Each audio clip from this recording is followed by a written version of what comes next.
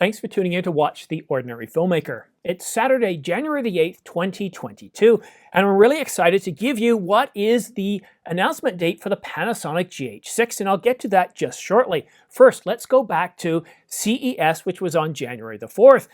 And at CES, well, there was a virtual event by Panasonic Lumix where they talked about a lot of their technology. Then right at the end, the last couple of minutes, when they talked about the Lumix. Well, first they started talking about the challenge where you could win the GH6. This was announced back in April.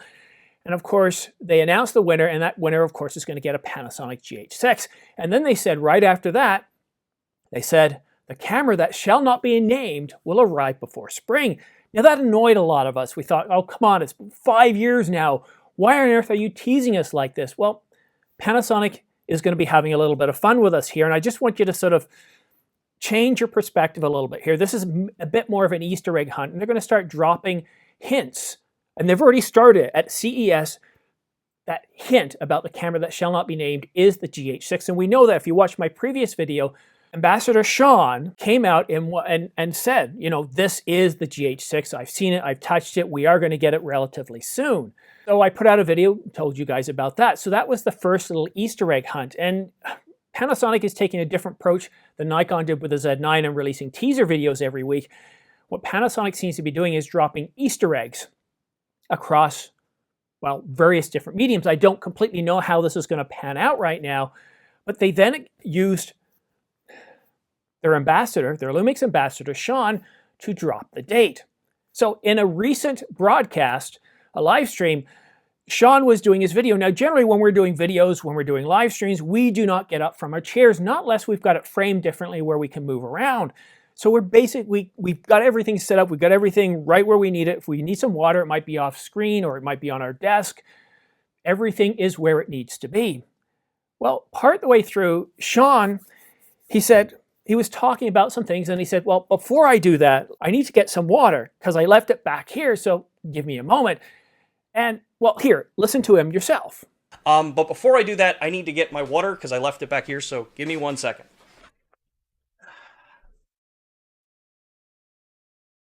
You see that on his back?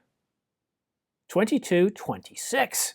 Now this can be read many different ways. 22 being the year, of course, 2 being the month, and 6 being the date. So it could be February the 6th, 2022. Or it could be taken this way, 22 being the year, of course, 2 being the month, and 6 being the GH6.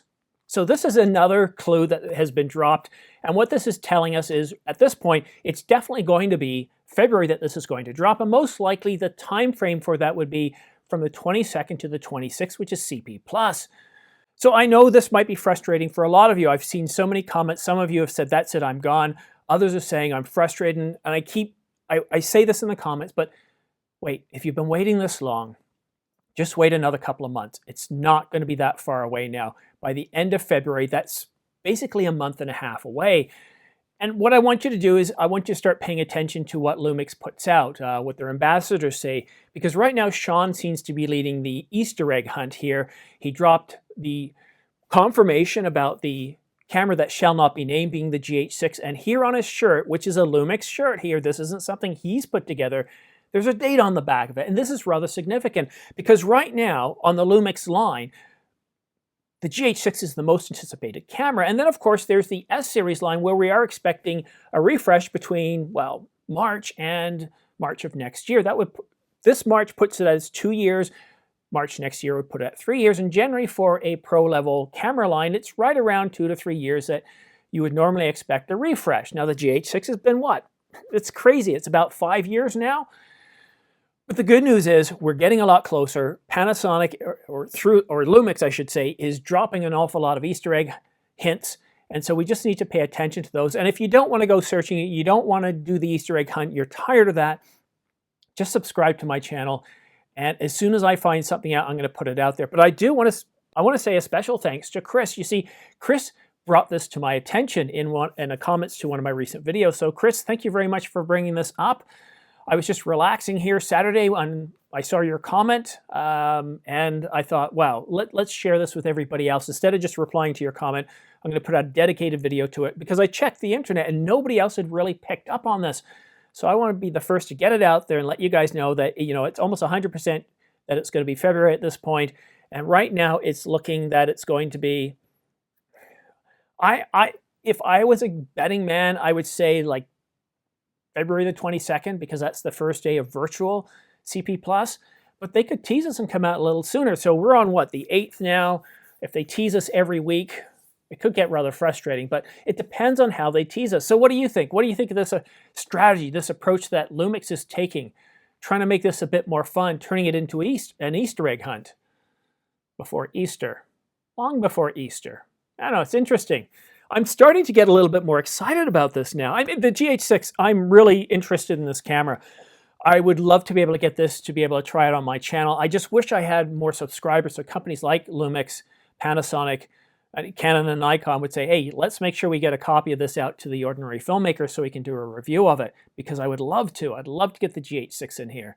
I was really enamored by the GH5 when it came out, so I'm really curious as to see what they're going to do. Now, they have already given us some hints in a development announcement back in April.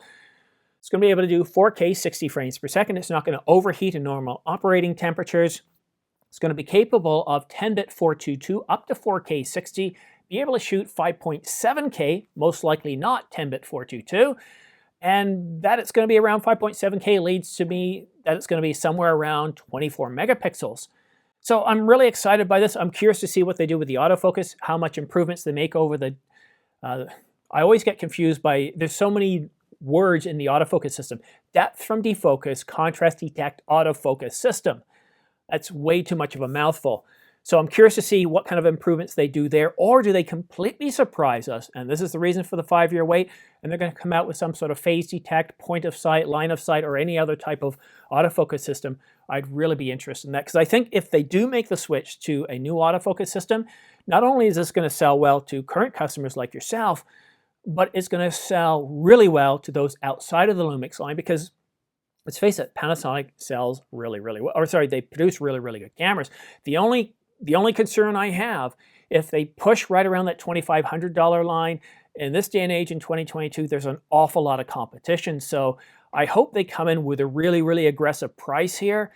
Because if the GH6 doesn't sell well and then the next refresh of the S-Series doesn't sell well, that might be just it for Lumix. So if they come in with a really nice aggressive price here, and they tweak the autofocus system to where it's reliable and trustworthy, I think this is going to be a hot selling camera. No reason why Lumix and Panasonic can't pull themselves out of the basement. So really, really exciting news. But thank you so much for tuning in to watch The Ordinary Filmmaker. I'm keeping this one short so you guys can actually watch this video. So thanks so much for watching. Please don't forget to like and subscribe. Your likes and subscribe help this channel grow, but personally, I take it as a virtual pat on the back, so very much appreciated. But that's it for now. Have yourself a great weekend, and we'll see you again soon.